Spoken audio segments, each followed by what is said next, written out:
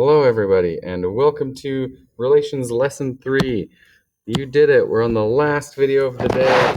I also did it. I just made 3 in a row. Well, this is my third, so I've made 2 in a row, and I'm on the third. Let's get right to it. So I'm going to start with the review. So far, we've learned that a relation is a connection between two quantities. A relation can be represented graphically by a set of ordered pairs.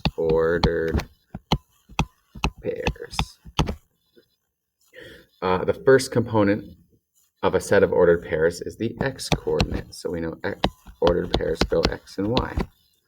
The x-coordinate is also known as the input. And values of the input are values of the independent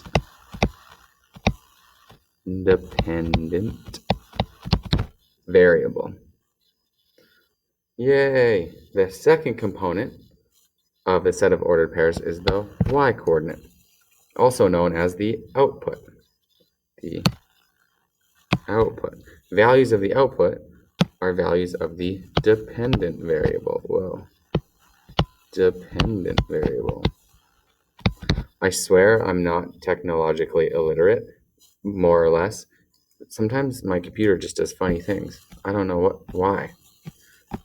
I guess if I don't know why, that means I'm technologically illiterate. I don't know. Exploring x and y intercepts. All right, so let's introduce the title. Now that we've done our review, today we are looking at x and y intercepts and interpreting relations.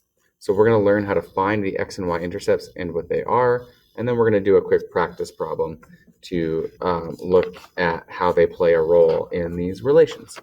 Yay! So let's get going. Consider the following graphs. So we have 3 graphs here, graph 1, 2, and 3.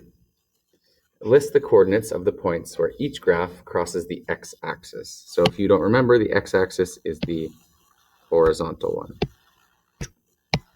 right there. So we have to look at where these graphs cross the lines. So in graph 1, we cross the x-axis right there. What point is that? So we need to draw that, write that as a point or a coordinate in the form xy. Well, we know the x value is -1, -2, -3.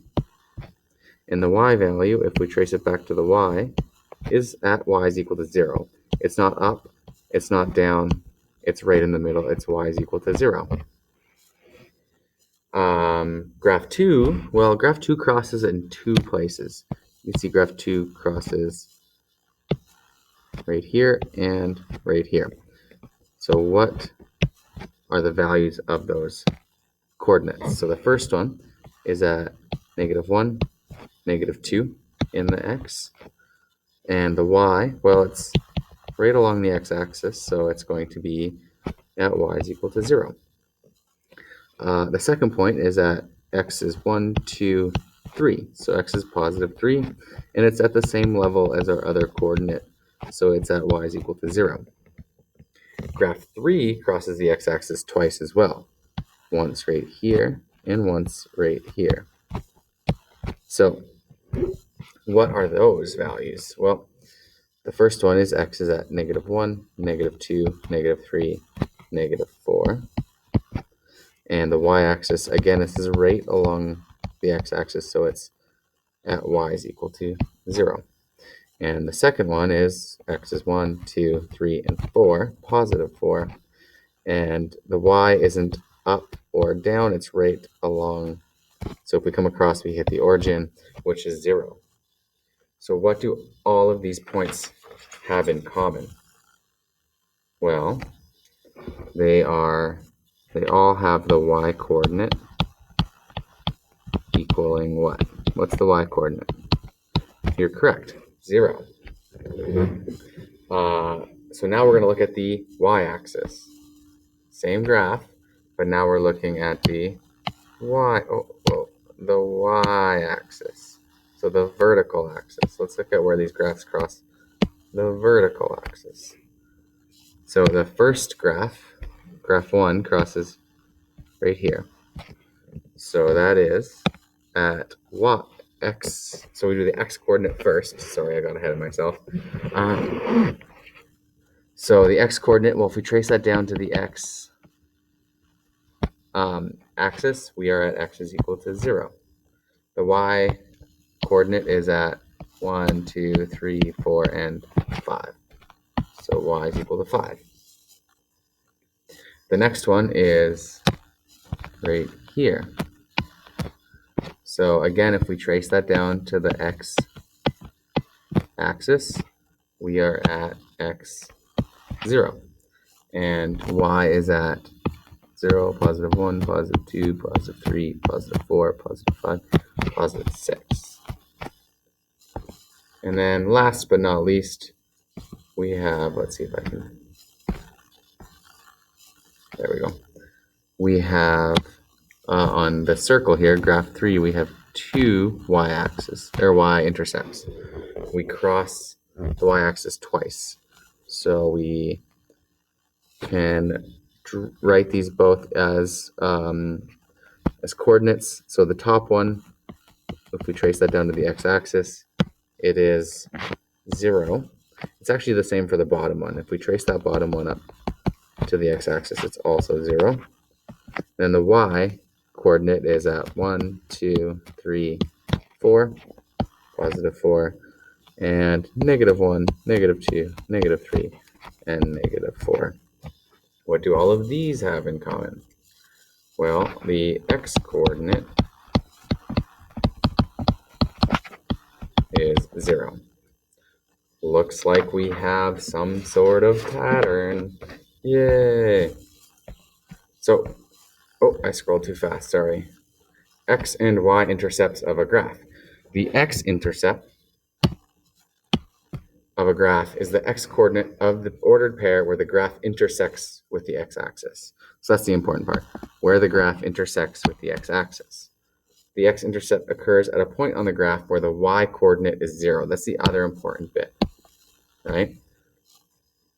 So if we're looking for the x-intercept, the y value is going to be 0 every time. Then the y-intercept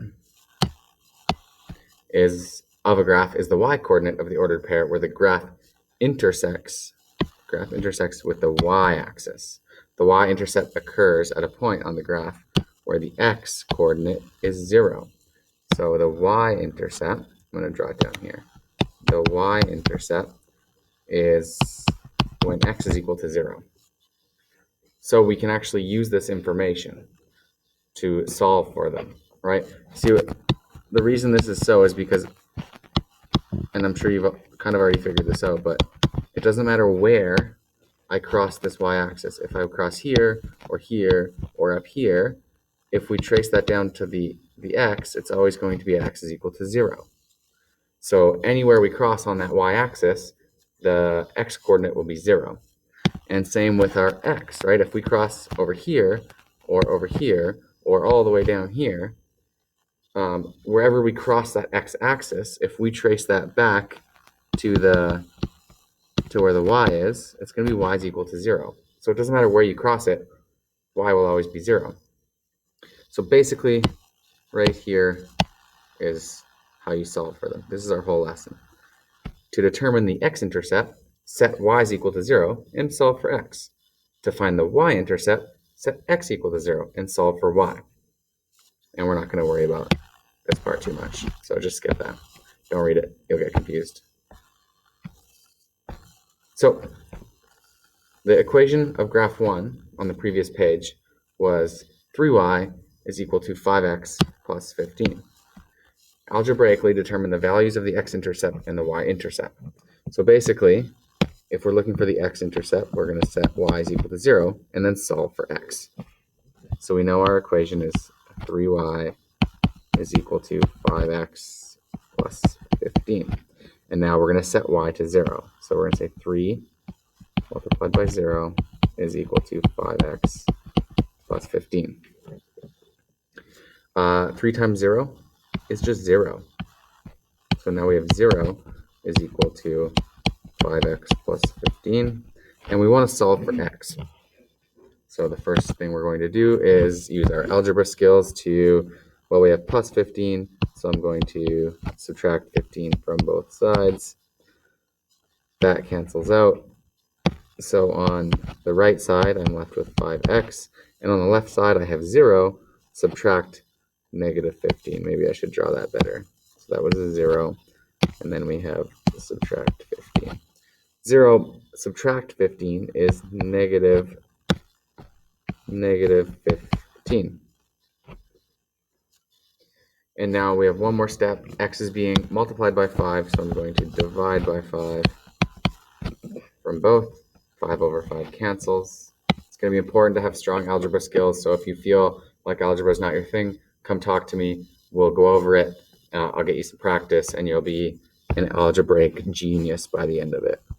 So 5 over 5 cancels. I'm left with x. On my right side, negative 15 divided by 5 is negative 3. So that means my x-intercept is x is equal to negative 3. Yay! If we find the y-intercept, we are going to set x is equal to 0. And we're going to use the same equation. So we have 3y is equal to 5.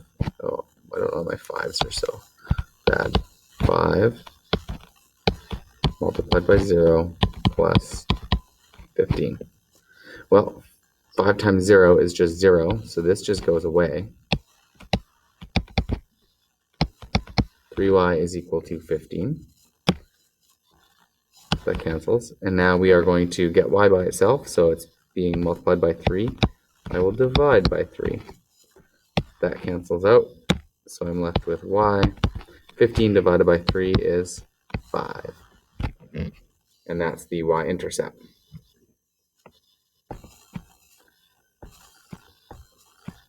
Hopefully that makes sense. So I'm not going to go over this one, but I'll set it up for you. So if we're looking for the x-intercept, we want to set y to 0. And our equation is x squared plus y squared equals 16. So if I set y to 0, I'm going to get x squared plus 0 squared is equal to 16. 0 squared just goes away. We're left with x squared is equal to 16. Maybe I will do this side. So if you have x squared, that doesn't help us. We want to figure out what x is. So to get rid of a squared, or a power of 2, we want to square root. So we square root both sides, and we get x is equal to 4. And then to find the y-intercept, same process, but we're going to set x is equal to 0. So then you would say 0 squared plus y squared is equal to 16, and you would solve that to get y is equal to 4. Yay! Okay, let's do one practice problem. It's a long one, but we'll get through it. And then we're done. Cool. Oh, my computer is freaking out. There we go. Fantastic. I might try to make this a little bit smaller. There we go. Lisa purchases a new car for $20,000. The value of the car can be represented by the formula V is equal to 20,000 minus 1250 multiplied by T, where V is the value of the car in dollars and T is the age of the car in years. So we've been given the formula or the equation, and we've been given a few inputs right here. If you weren't given inputs, you could make them up, right? It's the age of the car is the input T, right? So we could have 0 years, and then every couple of years, you can do a data point. Now we need to calculate the outputs. Can I draw over here? Oh, fantastic. This is going to work well. So our equation is 20,000 minus 1250t. The first input we're going to do is t is equal to 0. So let's put that in. 20,000 subtract 1250 multiplied by 0. Well, if we multiply 1250 by 0, that just cancels out, and we're left with v is equal to 20,000. So my ordered pair is 0, 20,000. Which makes sense. After 0 years, the car is still $20,000. That's the value of it, right? It hasn't lost any value.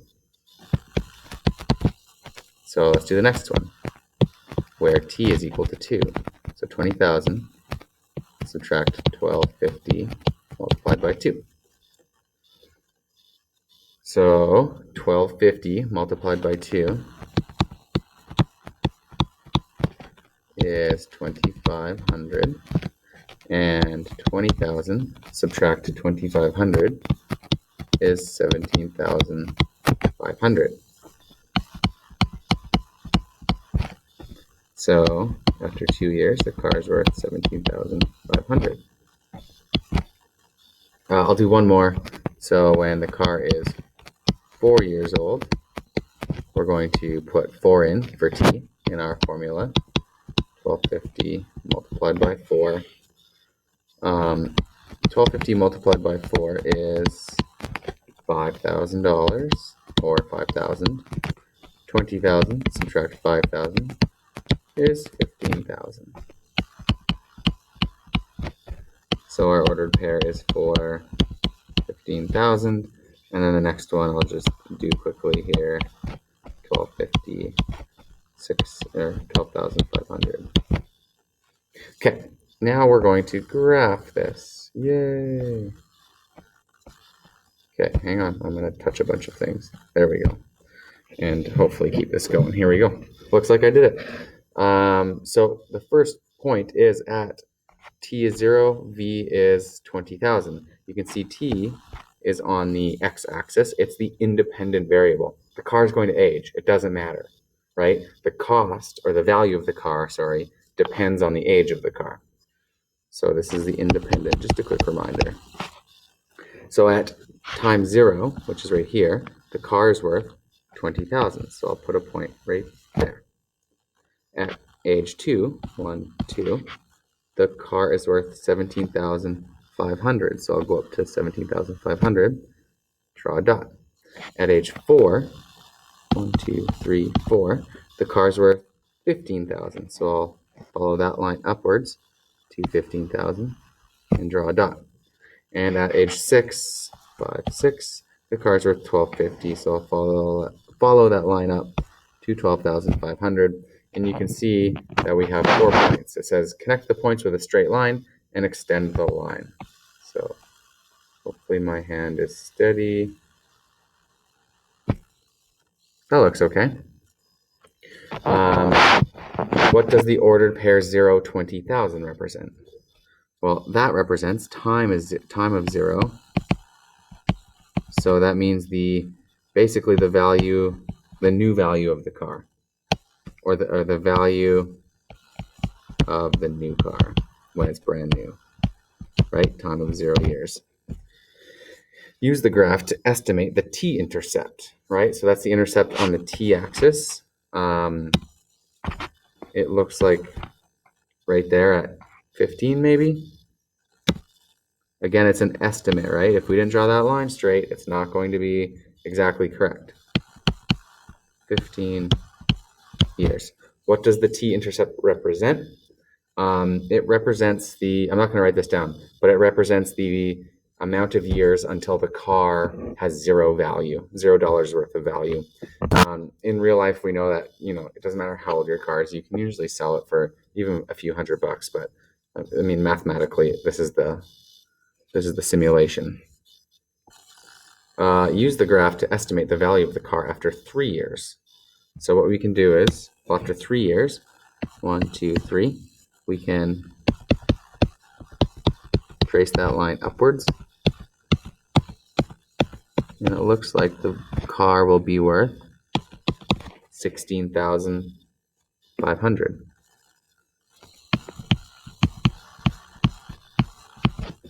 After 10 years, so we can go to the 10 in t, because t represents years. We can go up, and it looks like the value of the car is going to be $7,000. And after 14 years, it looks like that's 14 there. The car will be worth $1,500. Use the formula to verify this one right here, DII. So that means we are going to use the value t is equal to 10. So our formula is, let's do it up here.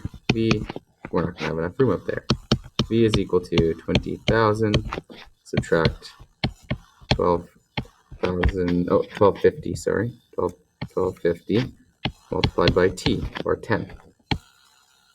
So that is going to be 20,000, subtract 1250 multiplied by 10 is 12,500. And then 20,000 subtract 12,500 is 7,500. So the value of the car after 10 years is actually going to be 7,500. What that means is I might have drawn my line a little bit crooked. Maybe it should have gone something like that. But who knows, right? I mean that's exactly what happened, I know. But we're not going to be perfect when we draw the lines. That's why we were estimating in D. Use the graph to estimate when the car will be worth 5,000. So now we're going to do this opposite. We're going to go to the value of 5,000, which is right here, and we're going to trace that across till we hit the function, and then we're going to go down, and it looks like we are kind of halfway between 11 and 12. So 11.5 years, and estimate when the car is worth half of the purchase price. Well, half of the purchase price is $10,000, right? We purchased it for 20, so the half of the purchase price is 10,000, and it looks like if we trace that down, it's going to be 8 years. So after 8 years, the car is only worth half of what we expect. Use the formula to verify F. Well, so we can say that we know V, our formula is V is equal to 20,000 minus 1250 t.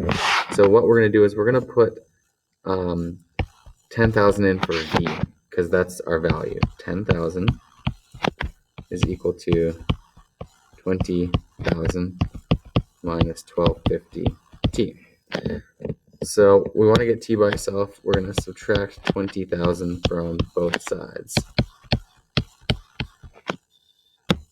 That cancels out on this side. 10,000 subtract 20,000 is negative $10,000, and I'm left with that on the other side of the equation, negative 1250 t. I want to get t by itself, so I'm going to divide both sides by negative 1250. Sorry, that's going into the next question. Negative 1250 divided by negative 1250 cancels, and I'm left with t on that side of the equation.